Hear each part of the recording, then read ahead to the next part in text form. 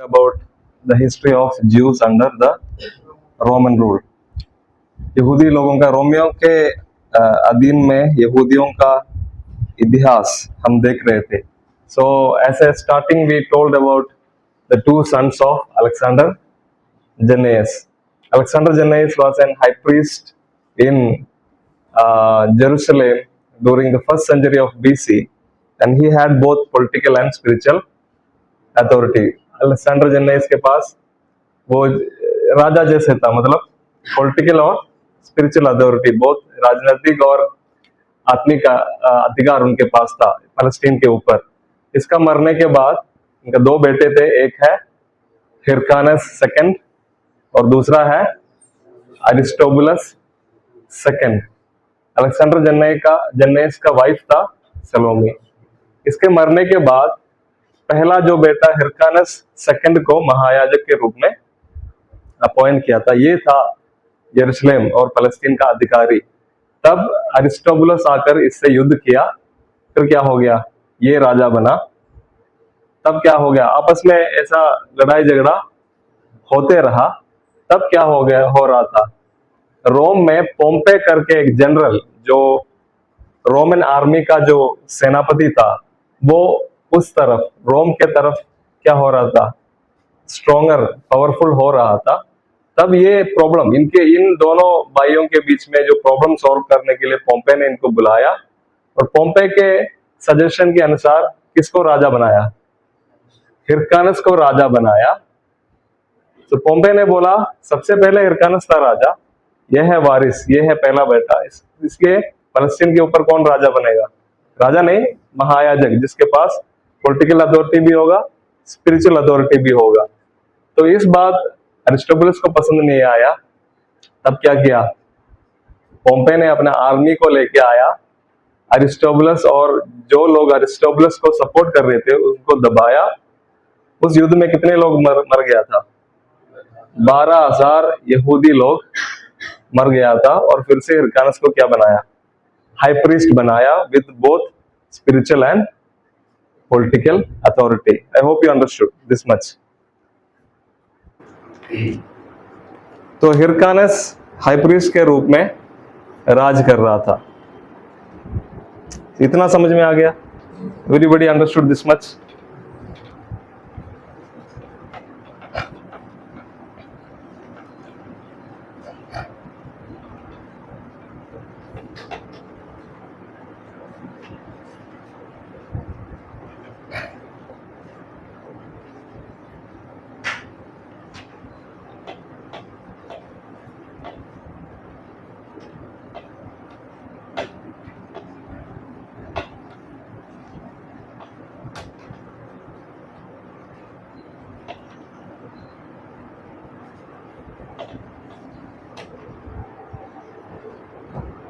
अभी पोम्पे के बाद जूलियस सीसर का टाइम था. किसका,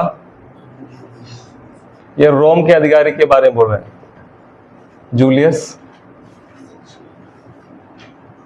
सीसर कहाँ राज कर रहे थे, रोमन एम्पायर बहुत पावरफुल हो रहा था, और जूलियस सीसर उसका सम्राट था.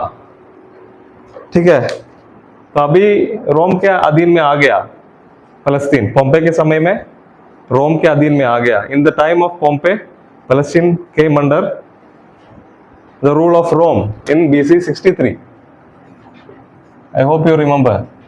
BC 63 में पोम्पे जब फलस्तीन को अटैक किया, in BC 63 itself Palestine came under the rule of Romans when Pompey attacked on Palestine. Now Julius Caesar made Antipater. Antipater is an Edomite. Antipater. Julius Caesar जो रोम का सम्राट ने एंटीपेटर करके एक इदूमी व्यक्ति, इदूमी मतलब ऐशा का वंश में आता है. ऐशा कौन है, उत्पत्ति का जो याकूब का भाई ऐशा का वंश से था, तो उसको एदोमाइट बोलते हैं. इंग्लिश में एदोमाइट बोलते हैं, EDOMITE. ये कौन था, एदोमाइट था. तो एंटीपेटर को क्या बनाया? गवर्नर ऑफ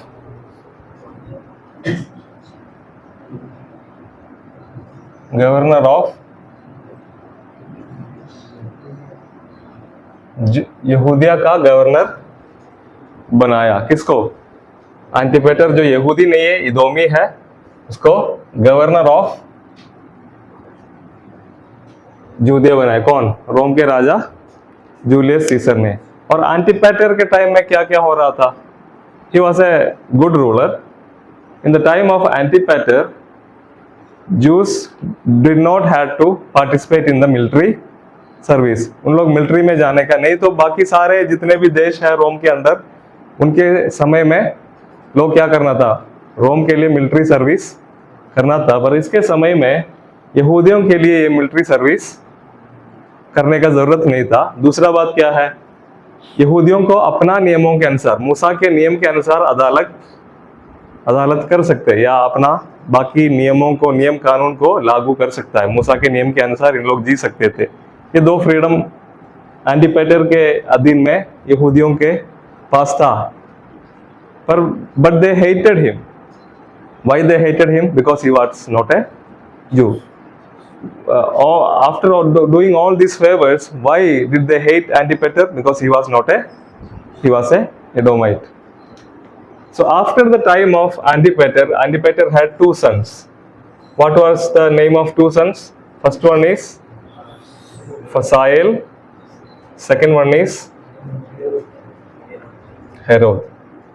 तो फसाइल एक राजा था, हेरोद दूसरा एक राजा था। एंटीपेटर के समय के बाद फसाइल और हेरोद को राजा बनाया। फसाइल कहाँ राज कर रहे थे? यहूदिया, समरिया, जॉर्डन, मीन्स पेरेया बोल सकते, जॉर्डन के उस पार। तो फसाइल जो पहला बेटा था, यहूदिया, समरिया और पेरेया। हेरोद कहाँ राज कर रहे थे? गलील में राज कर रहे थे। तो इससे पहले आप लोग समझना, अगर ये यरूशलेम है तो इसका ऊपर के भाग को यहूदिया बोलते हैं, बीच के भाग को समरिया बोलते हैं, गलील नीचे के भाग है। ठीक है, ये पूरा सब मिलकर हम बोलते हैं पैलेस्टीन। ओके, ये पैलेस्टीन का 3 मुख्य इलाका है। These are the main important areas in the map of Palestine. तो the northern part is Judea, Jerusalem is here, is the capital. The Samaria comes in the middle, Galilee comes in the south, दक्षिण की ओर गलीली आता है। ऐसा होता है Palestine का map, तो ये भी याद रखना। तो फसाइल ऊपर के उस भाग में शासन कर रहे थे, हेरोद गलील उस तरफ राज कर रहे थे। बाद में क्या हुआ? इसके बीच में पार्थियंस आकर अटैक किया।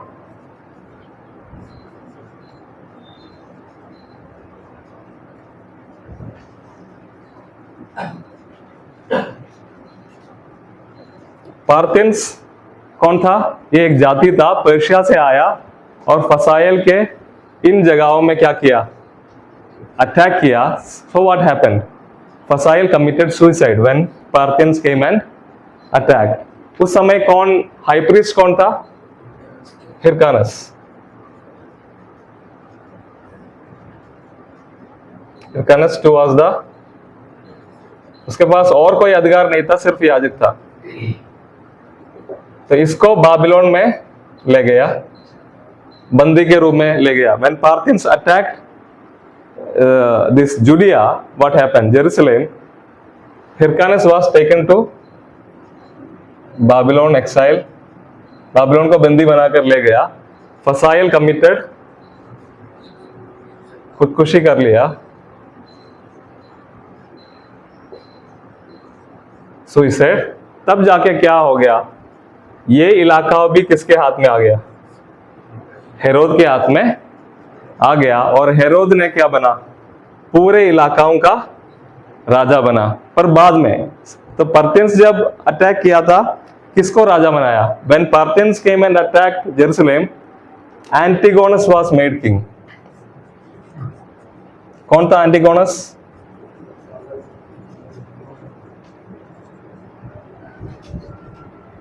एंटिगोनस was the grandson of Aristobulus. Aristobulus जो हिरकानस का भाई था, उसका बेटा था एंटिगोनस। जो Parthians made एंटिगोनस king of Jerusalem. कितने ईयर्स? 3 साल एंटिगोनस ने यरूशलेम और यहूदिया में राज किया। बाद में क्या हो गया? रोम के सहायता से हेरोदा ने इनको हराया और पूरा फलस्तीन किसके हाथ में आ गया? हेरोदा के हाथ में आ गया। समझ गए इतना कहानी? Did you understand? So what was happening? After Antipater, 2 sons, Phasael in Judea, Samaria area, Herod in Galilee area. In between, Parthians came and attacked. Then Phasael committed suicide. Hyrcanus was taken to Babylon exile. Then Parthians made Antigonus, who is a Jew. He was a Jewish person. He was a son of Aristobulus. So Jews were happy that they got a Jewish ruler, because Antipater and his sons were not Jewish. They were half Jewish.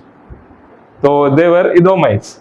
So Antigonus ruled for 3 years in Judea and Jerusalem.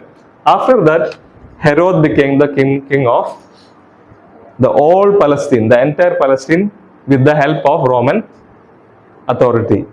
तो रोम के सहायता से बाद में हेरोदा ने पूरा फलस्तीन का कब्जा ले लिया।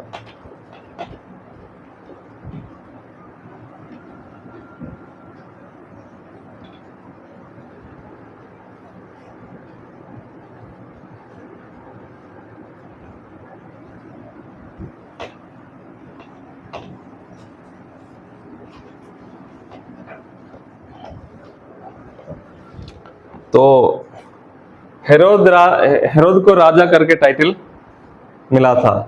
हेरोद द ग्रेट बुलाते थे उसको, हेरोद द ग्रेट। ये कौन था? पूरा फलस्तीन के ऊपर राजा था।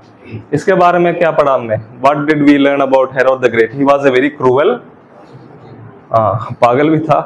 He was a very cruel king. He suspected, he doubted everyone that they are coming to take over his rule. ये सबको शक करता था। उनके आसपास में जितने लोग हैं, इनका बीवी, बच्चे, इनके रिश्तेदार, सबको शक करते थे। क्या शक करते थे? उन लोग आकर उनका अधिकार छीन लेंगे करके सबके ऊपर शक था। और बहुत क्रूर और दुष्ट राजा भी था। उसने क्या क्या किया करके मैंने एक्सप्लेन किया था। उसने यहूदियों को प्रसन्न करने के लिए क्या किया था? एक महायाजक के परिवार से शादी किया था। उस औरत का नाम क्या था? मरियम ने। In order to please Jews, what he did, he married a woman, Jewish woman from the family of high priest. The name of that woman was Mariamne. So what happened? He loved that woman very much, but his sister, the sister of Herod, her name was Salome. His sister told that Mariamne was a Jewish woman. He, along with her people, Mariamne and the Jewish people are plotting against him. मतलब राजा के विरुद्ध कुछ योजना बना रहे, राजा को मारने के लिए और अधिकार छीनने के लिए करके। बहन ने बोला, उस बात सुनकर हेरोदा ने क्या किया? मरियमने को क्या है? मार डाला, उसको मौत का सजा दे दिया। वैसे उनका 2 बेटों को भी बाद में मार दिया था। मरियमने का मम्मी को भी, उनका माता को भी मार लिया था।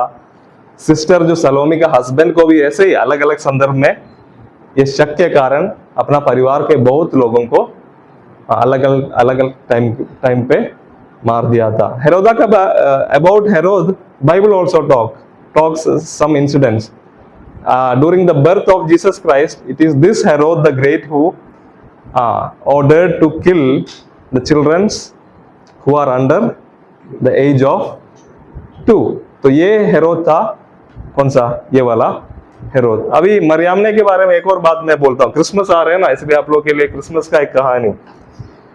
मरियमने जो नाम कहाँ से आया, एक बार बताया है, पता नहीं कितने लोग याद करते हैं। Mariam, the name Mariamne is derived from the Jewish name, Hebrew name Miriam. Who was Miriam? Sister of Moses. तो मिरियम ऐसा एक नाम था, उसमें से अलग अलग नाम निकला है। मरियम ने, मरियम मीन्स मेरी, मिरियाम, ये सब एक शब्द से निकलता है। सो मिरियम का अर्थ भी अलग अलग है। क्या है, कड़वा, बिटरनेस, अलग अलग अलग प्रकार का अर्थ मिरियम नाम का है, वो मैं भूल गया। तो क्या है, मरियमने को जब हेरोद ने शादी किया यहूदियों को प्रसन्न करने के लिए, when Herod married Mariamne, the Jewish people had a hope. Jewish people का आशा जो क्या है, उनका जो आशा बढ़ गया, क्या बोलकर, हमारा मतलब Jewish woman Mariamne is the wife of Herod, from her God will provide a saviour. Saviour means इन सारे जो हेरोद के समय में जो कुछ क्रूरता और दुष्टता हो रहा था, इन बातों से हमें तसल्ली देने के लिए, हमें क्या है, रक्षा देने के लिए एक बेटे को कौन पैदा करेगा, मरियम ने। हेरोदा के साथ जो शादी हुआ है, उस शादी में एक बेटा मरियमने से निकल कर आएगा, जो यहूदी लोगों को थोड़ा तसल्ली देगा करके लोग विश्वास करता था। पर क्या किया, मरियमने को भी मार डाला, उनका दो बेटों को भी। सो Jewish people hoped that God will raise a son from this family, from Mariamne, and that son will save or give peace for Jewish people. But Mariamne was killed, her children also were killed. So Jewish people were very angry because they hoped in this marriage of Herod and Mariamne. So Jewish people, they cannot directly resist and fight. They cannot directly show their anger, because whoever opposed Herod, he was killing and punishing them brutally.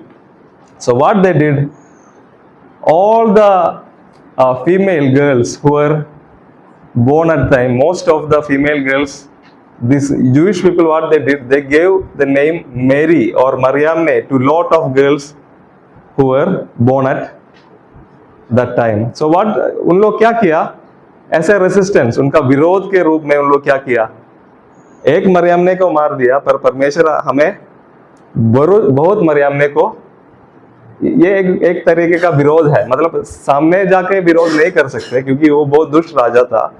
तो तुमने एक मरियमने को मार दिया, पर we have lot of other Mariamnes from whom God can give us another saviour. तो इन लोग ये बोलकर, ये नहीं सारे लड़की लोगों को मरियम ने डाला, पर बहुत लोग अपने जो जब बेटियां हुआ, उनको क्या नाम डाला, मरियम या मरियम ने, इस नाम का अलग अलग रूप डाला। इसलिए हम न्याय नियम में बहुत सारे मरियम को, when you read Gospels you will see lot of Mariams, lot of Mary.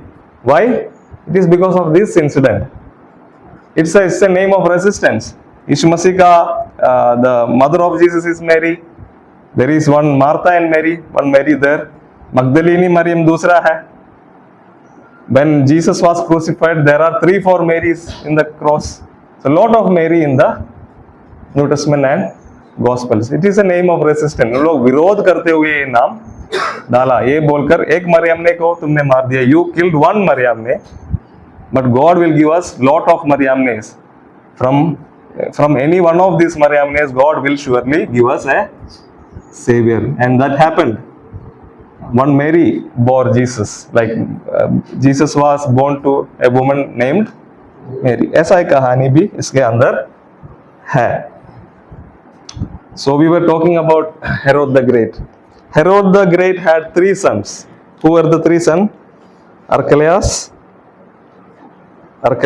Herod Antipas, and third one is Philip. So I have made a chart with me. आप लोग भी अपना तरीके से कुछ ना कुछ चार्ट बना सकता है. So Herod the Great had 3 sons. The first one is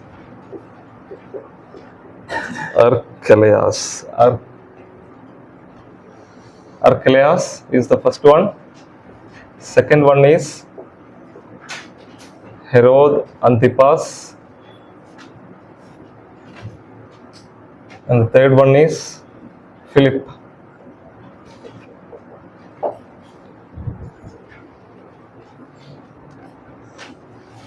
So these were the three sons of Herod the Great.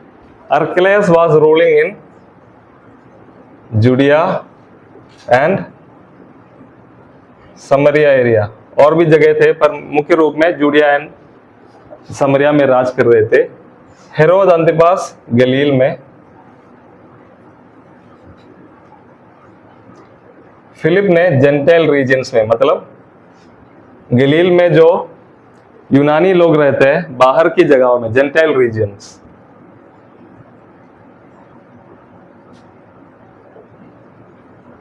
Gentile regions includes, इस जेंटाइल रीजन्स में बाइबल का कुछ जगह भी है. कैसरिया फिलिप्पी, फिलिप के कैसरिया करके एक जगह नया नियम में आप देखेंगे.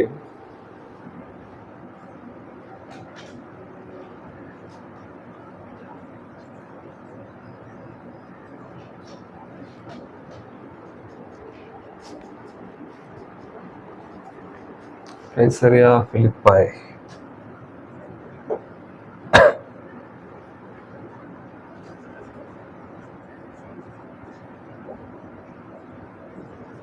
बत्सैदा, कैसरिया फिलिप्पी, इन सारे इलाका इसमें आता है. जेंटाइल रीजन्स मतलब अन्य जातियों के इलाकाओं में राज कर रहे थे. So what happened, Herod the great had three sons. Archelaus who was ruling in Judea and Samaria, Herod Antipas who was ruling in Galilee, Philip was ruling in gentile regions which includes Caesarea Philippi and Bethsaida. तो Herod राजा ने अपना अधिकार को तीन बेटाओं के बीच में बांट दिया था. तो उसका ये चार्ट है. ये बाद में what happened afterwards, Archelaus was not a good ruler. He was very cruel like his father. So he only ruled for 10 years. After that, this place Judea and Samaria was given to Roman governors.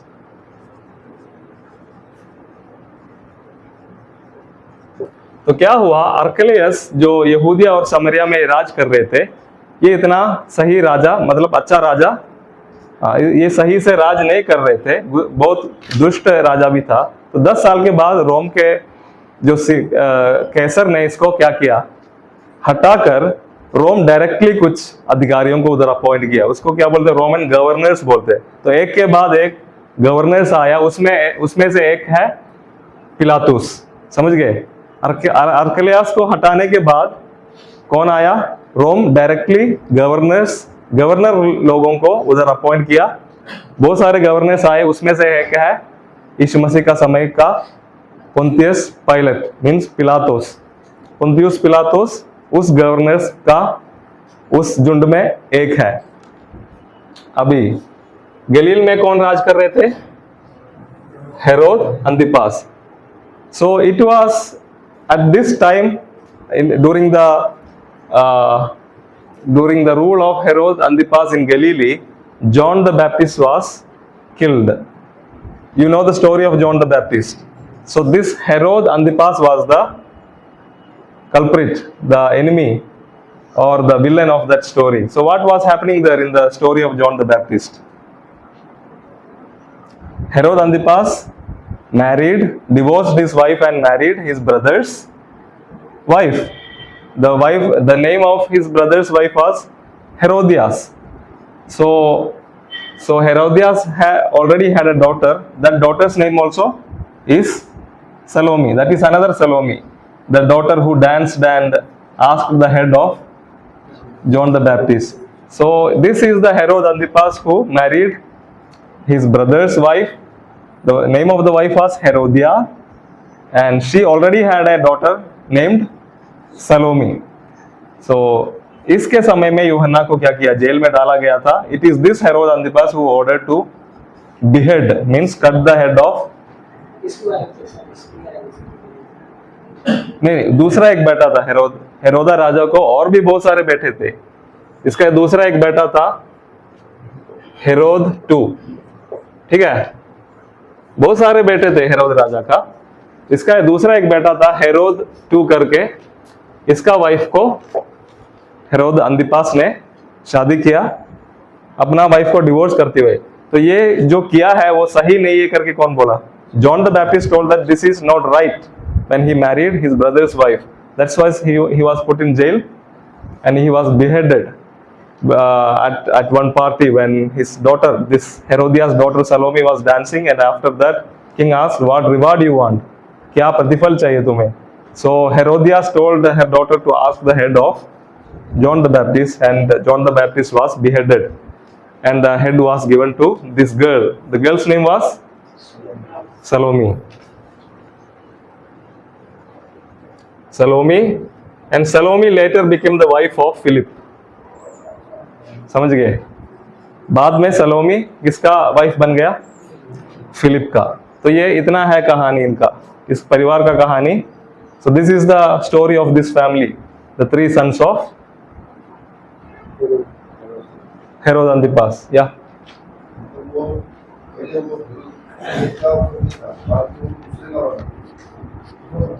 पहले हेरोद 2 का पत्नी, इन बातों में ज्यादा ध्यान नहीं देना किसका पत्नी था। This I was just reminding you the story. So Herodias वो वाइफ का नाम है। Herodias was the wife of Herod 2 in the beginning. Okay, then Herod Antipas took his wife. He was the brother of Herod Antipas. तो इसका wife को इसने ले लिया था। तो ऑलरेडी इन दोनों हेरोद 2 और हेरोदियास का बेटी था सलोमी। जब मम्मी आया उसके साथ बेटी भी आया, समझ गए? और फिलिप मैरिड सलोमी। तो ये है इस परिवार का कहानी। और जब यीशु मसीह जब सेवकाई कर रहा था गलील में, किसके समय में सेवकाई कर रहा था?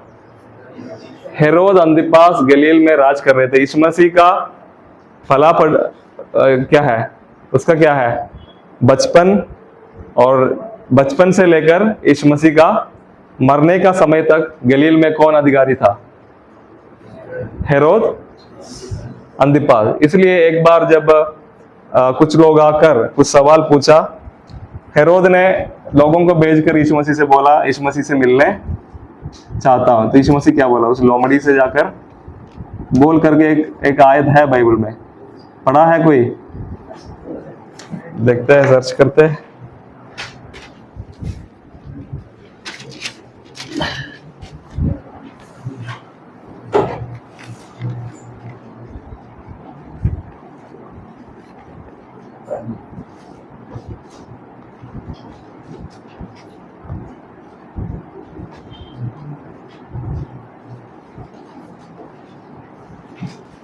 वर्स 32, लूका 13 अध्याय 32 आयत। कोई पढ़ सकते हैं? उसने उनसे कहा, जाकर उस लोमड़ी से कह दो कि देख मैं आज और कल एक 2 आयत ऊपर से पढ़ो, तब समझ में आएगा किससे बोल रहा है। उसी घड़ी उस फरीसियों ने आकर उससे कहा, यहाँ से निकल कर चला जा, क्योंकि हेरोदेस तुझे मार डालना चाहता है। हेरोदेस कौन है? ये वाला हेरोद अंतिपास। हाँ, आगे पढ़ो। उसने उनसे कहा, जाकर उस लोमड़ियों से कह दो कि देख मैं आज और कल दुष्ट आत्माओं को निकालता और बीमारियों को चंगा करता हूँ। मतलब यीशु मसीह ने बोला हेरोद अंतिपास तुझे मारने के लिए ढूंढ रहा है करके जब बोला, जीसस वाज टेलिंग, हाँ, परमेश्वर जो काम दिया है वो करके ही मैं जाऊंगा। So that was the reply off Jesus. Jesus was telling, I will fulfill all the things that my father has given me to do. I will preach the gospel, I will heal the sick. After that only I will be moving from this place. So this was the Herod Antipas. And at the time of Jesus' trial means जब यीशु मसीह को अदालत में खड़ा किया था क्रूसीकरण के पहले, जो हेरोदा यीशु मसीह को क्या है यीशु मसीह से सवाल पूछ रहा था। इस हेरोदा के सामने यीशु मसीह अदालत में खड़ा हुआ था, क्योंकि पिलातुस ने यीशु मसीह को किसके पास भेजा? हेरोदा हेरोदा के पास भेजा था, और हेरोदा ने वापस उसको कहाँ भेजा? पिलातुस। तो इसी हेरोद है। यीशु मसीह का बचपन में ये था राजा गलील का, राजा नहीं अधिकारी, और जब मिनिस्ट्री कर रहा था तब भी ये था उधर का रूलर, गलीली का रूलर। ये जॉन द बैप्टिस्ट को भी this is the ruler who killed John the Baptist also. So that is the story of this family. Any doubt? I think it's clear.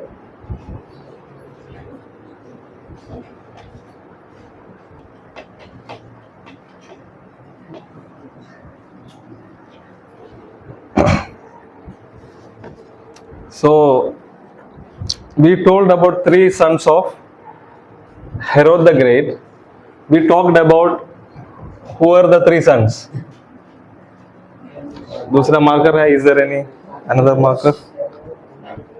You can just pause the video. So after the time of the three sons of Herod the Great, Herod जो राजा का तीन बेटे अर्कलेस, Herod अंतिपास and Philip, उन तीनों के समय के बाद हेरोद अग्रिप्पा वन करके एक राजा, जो हेरोद राजा का पोता था, वो पूरे फलस्तीन का, सारे फलस्तीन का राजा बना। उसके हाथ में आ गया ये पूरा फलस्तीन। It is this Agrippa, Herod Agrippa we see in Acts chapter 12. What is happening in Acts chapter 12? Please read Acts 12:2. Defeated James, brother of John, with the sword. And when he saw that it pleased the Jews, he proceeded to arrest Peter also. This was Somebody can read in Hindi also. उसने यूहन्ना के भाई याकूब को तलवार से मरवा डाला। So about this Herod Agrippa we read in Acts 12. 12:2 में क्या लिखा है? इस हेरोद अग्रिप्पा ने किसको पकड़ा पहले? He made James arrested and he killed James. Who was James? He was one of the apostles, one among the 12 apostles. He was the brother of John and James, sons of Zebedee. So he killed James. Then he understood that it pleased Jews. मतलब इसको समझ में, जब याकूब को मारा, उनको समझ में आ गया, यहूदियों को ये बहुत पसंद आया, क्योंकि इन लोग क्या कर रहे थे? क्रिश्चियनिटी को फैला रहे थे। तो जब याकूब को जब मार डाला, यहूदियों को बहुत खुश हुआ। Jewish people were very happy when Herod Agrippa I killed James, the apostle, who was a brother of Apostle John. So then और कुछ करने के लिए, he wanted to make Jewish people more happy. Then he caught whom? Peter को भी पकड़ा। उसको, ये है मेन लीडर, इसको मार डालेंगे तो जूश लोग मुझे और प्यार करेंगे और मुझे मेरा साथ देंगे करके। So what was Agrippa one doing? He first killed James. So Jewish people became very happy because they were the leaders of Christianity who were spreading Christianity all around Jerusalem.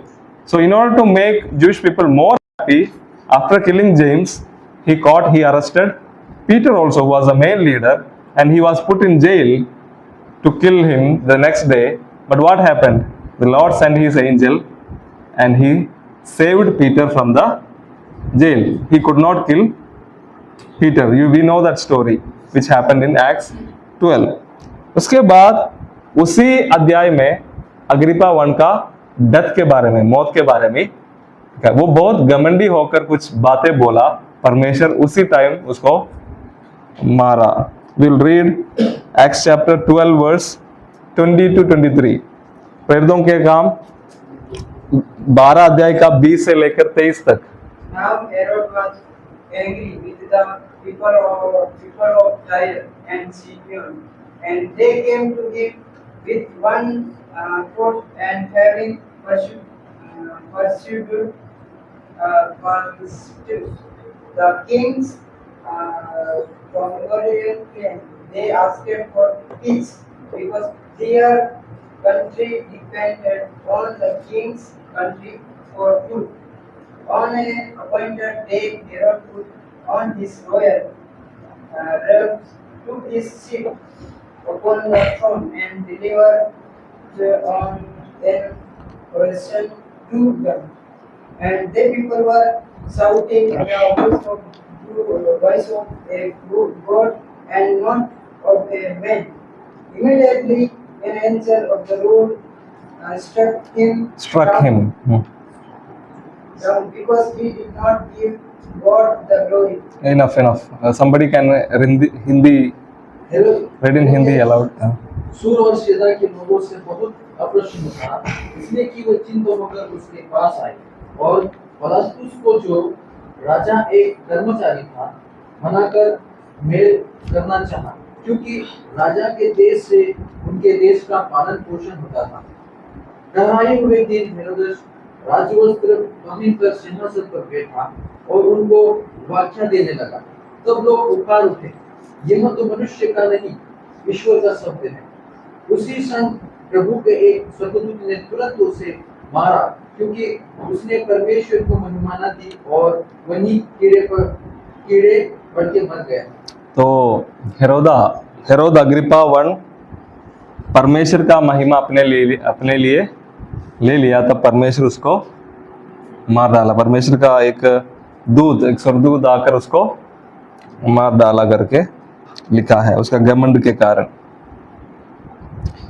तो इसके बाद हेरोद अग्रिप्पा के 1 के बाद उनके बीच में से कोई राजा नहीं बना। रोम के जो कैसर क्या कर रहे थे, सीसर क्या कर रहे थे, गवर्नर्स को रखा। ये अग्रिप्पा 1 के बाद उधर यरूशलेम यहूदिया में कोई राजा, कोई रूलर उनके बीच में से नहीं उठा। बाहर से गवर्नर्स को लेके आ रहे थे, बाहर से लोगों को आकर अधिकारी के रूप में, गवर्नर्स के रूप में रखते थे। When you read the story of Paul, पौलुस की कहानी पढ़ते समय अंत की ओर, after chapter 22 of Acts, if you read ahead, you will see some of the governors. Felix करके गवर्नर का नाम आप सुनेंगे, फेस्तस करके गवर्नर का नाम आप लोग सुनेंगे। ये सारे कौन थे? इधर रूल करने वाले गवर्नर्स थे। फेलिक्स के सामने पौलुस जा रहा है, फेस्तस करके गवर्नर के सामने जा रहा है। जब गवर्नर लोग राज कर रहा था, what was happening when governors were ruling after Agrippa? Governors were people from outside. Governor लोग कहाँ से है? यहूदी लोग भी नहीं है, यहूदी से कोई संबंध भी नहीं है। रोम डायरेक्टली लोगों को लेकर आता है इधर राज करने के लिए। So the governors were from outside, so they had no concern for the Jewish people और देयर फेथ और रिलीजियन। गवर्नर लोग बाहर से आते थे, इसलिए इन लोग यहूदी लोगों के लिए ज्यादा महत्व नहीं देते थे। उनके धर्म या उनका विश्वास के बारे में कोई महत्व नहीं देते थे, इसलिए वो अपना मर्जी पर राज किया। इसलिए क्या है, यहूदी लोगों के बीच में क्या है, विरोध भी बढ़ गया। रोमी सरकार के खिलाफ, रोमी गवर्नर के खिलाफ विरोध भी बढ़ गया। What was happening at that time when governors were ruling, governors like Felix, governors like Festus who were ruling in Jerusalem and Judean area, these governors had no sentiments or any concern for the people of Judea. They were not concerned about the Jewish people or their faith. So they were ruling according to their whatever was their own goal. कुछ लोग क्या है, पैसा के लिए भ्रष्टाचार किया, कुछ लोग क्या है, अपना मर्जी पर राज किया। यहूदी लोगों के प्रति ज्यादा चिंतित नहीं थे। So Jewish people were very angry at the rule of governors. उस समय पर you know the group Zealots के बारे में सुना है? When you studied New Testament survey, there is a group called Zealots. Who are Zealots? यीशु मसीह के चेले लोग के बीच में भी एक सेलेट था, यूदास करके एक सेलेट। कौन था? If you read no, you can pause the video. So Zealots were a group of people who resisted Roman rules with arms and violence. मतलब वायलेंस के द्वारा, हथियार के द्वारा उन लोग फलस्तीन को कब्जा करने के लिए, रोम के अधिकार से छुड़ाकर परमेश्वर का राज्य या यहूदिया, यरूशलेम, ये फलस्तीन जो देश पूरा एक क्या है स्वतंत्र देश बनाने के लिए उन लोग फाइट कर रहे थे। उन लोग रोमी सरकार के विरुद्ध थे। They were against the Roman rule. So what zealots were doing when after Agrippa I, when governors started ruling, especially at the time of Governor Felix, जब फेलिक्स जो गवर्नर राज कर रहे थे वो बहुत भ्रष्टाचार, बहुत बुरा एक गवर्नर था, उसके समय पर ये सेलेट्स क्या है ज्यादा हो गया, उनका शक्ति बढ़ गया। और ये सेलेट्स लोग जो हिंदी में कनानी लिखा है, तो उन लोग क्या करते थे, रोमियों के खिलाफ क्या करते थे, युद्ध मतलब एक बड़ा आर्मी के रूप में आकर युद्ध नहीं करते हैं। इनके अंदर सेलेट्स के अंदर कुछ ऐसे लोग थे, शिकारी करके, क्या है, SICARII। शिकारी का मतलब क्या है, डैगर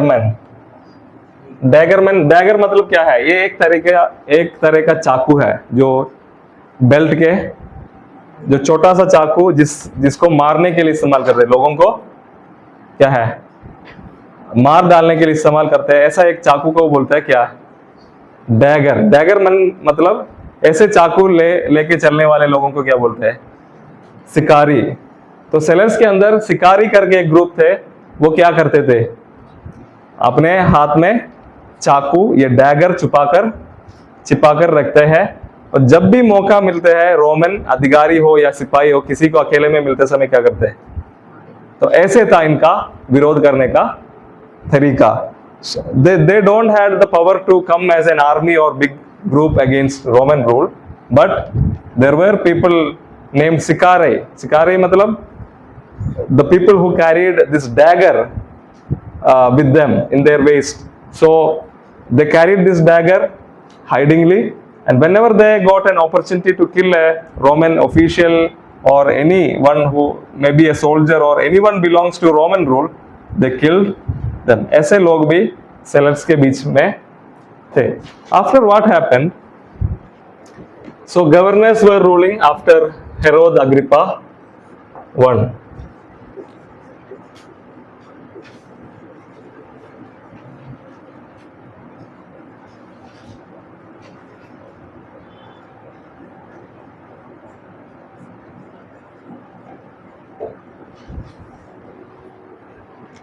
Okay.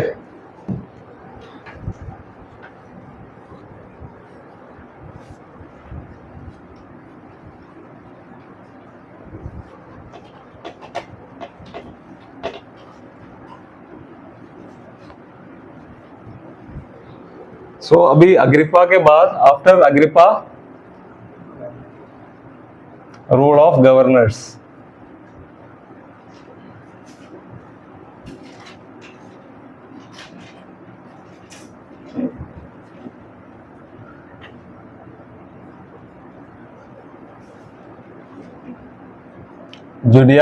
जुडिया के अंदर आता है जेरूशलेम, तो जुदिया में या यहूदिया में किसका, रोमन गवर्नर्स रूल करने लगे। कौन कौन, लाइक कुछ नाम हम बाइबल में देखते हैं। फेलिक्स करके एक गवर्नर है, in the book of acts, प्रेरितों के काम आप ढूंढ सकते हैं, 22 अध्याय के बाद इन लोगों को आप देख सकते हैं। फेलिक्स एक गवर्नर है, उसके बाद फेस्तस करके एक गवर्नर आया, उसके बाद अलग अलग गवर्नर लोग आया। There is a governor called Felix in Acts. After that Festus came. After that there are so many other governors. Then comes another governor named Florus. So in the time of Florus, what he did, he plundered, he looted the temple treasury. मतलब there was a governor named Florus. उसने AD 66 में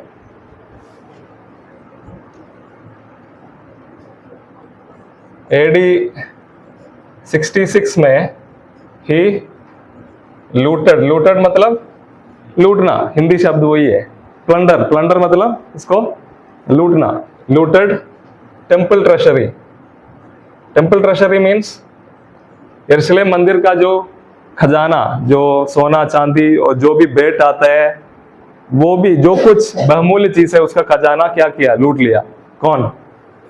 fluoresce ने। Temple treasury, treasury मतलब जहां ये सारे खजाना रखते हैं, इसको ट्रेशरी बोलते हैं।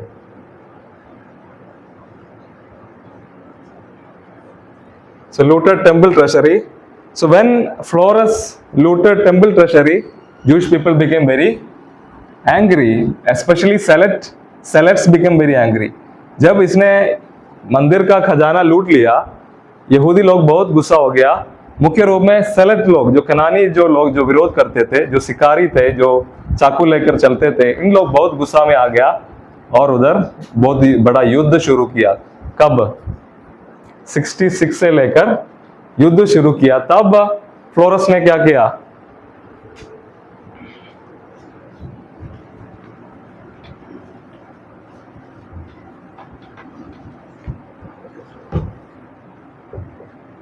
फ्लोरस के टाइम में AD 66 लूटेड टेम्पल को लूट लिया।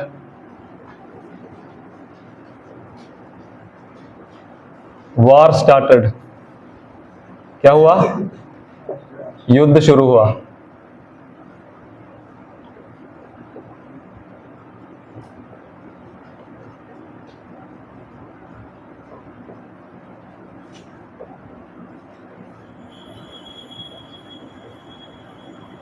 युद्ध शुरू हुआ। The leadership of,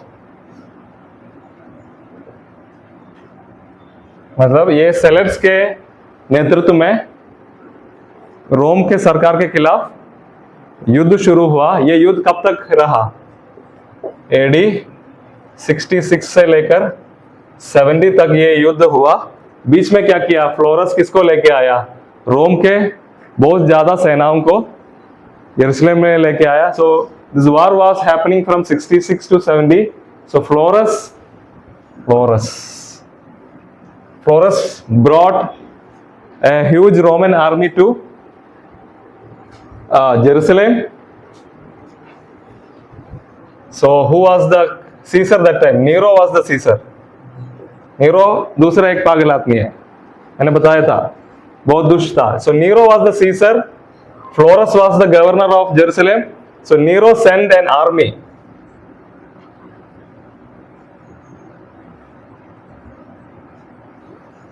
Vespasian was the leader of the army. तो नीरो वेस्पेशियन और उसका आर्मी को भेजा यरूशलेम में, और युद्ध हो रहा था। 69 में नीरो डाइड। AD 60, ये युद्ध खत्म होने से पहले नीरो गुजर गया था। फिर कौन राजा बना? सम्राट बना, वेस्पेशियन। नीरो के बाद वेस्पेशियन सम्राट बना, सीसर बना। वेस्पेशियन अपना बेटा टाइटस को यरूशलेम को कब्जा करने के लिए भेजा, अपना बेटा और आर्मी को भेजा, टाइटस एंड आर्मी। AD 70 में Jerusalem was destroyed.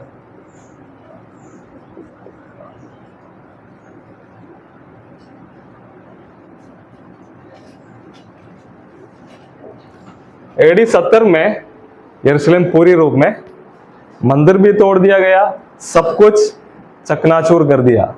They destroyed the old Jerusalem. वो रोम के अधिकार के कब्जे में आ गया। तो ये है यहूदी लोगों का जो क्या शासन का अंत। उधर यहूदी लोग अभी तितर बितर हो गया, कुछ लोग उधर ही रहा, कुछ लोग फैल गए, बहुत कुछ हुआ उस समय पर, बहुत बड़ा सताव हो रहा था।